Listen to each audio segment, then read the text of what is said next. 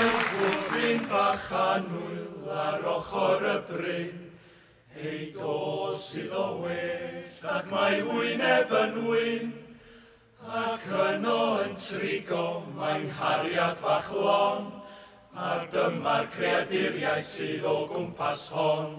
Mae'n o fiwch a llo a moch a hwch, hwyaid ac ieir a cheffil a bwch, defaid a gwyn a mil a chi. Mae'r cyfan yn eiddo i Mari.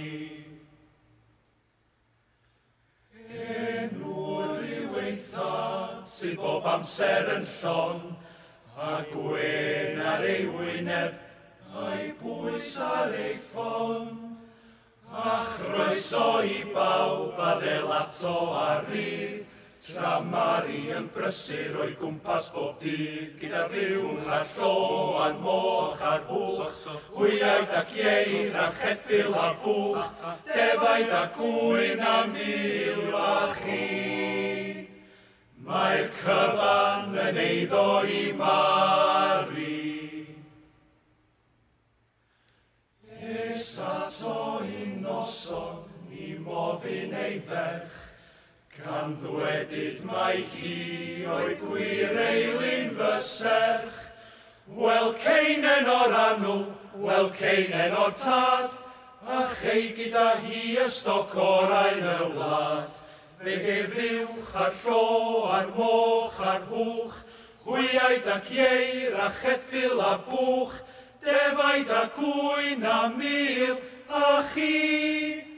Mae'r cyfan yn eiddo i Mari. Ding dong, ding dong, ding dong, ding dong, ding dong, ding dong.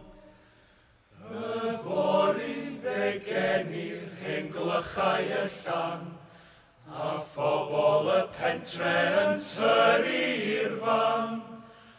Ac yno priodir fy Mari a mi, a gwelir yn dilyn yn dyrfad i ri. Yr hen fiwch a'r llo a'r moch, soch a'r hwch, soch soch, hwyaid ac ieir a cheffil a bwch, defaid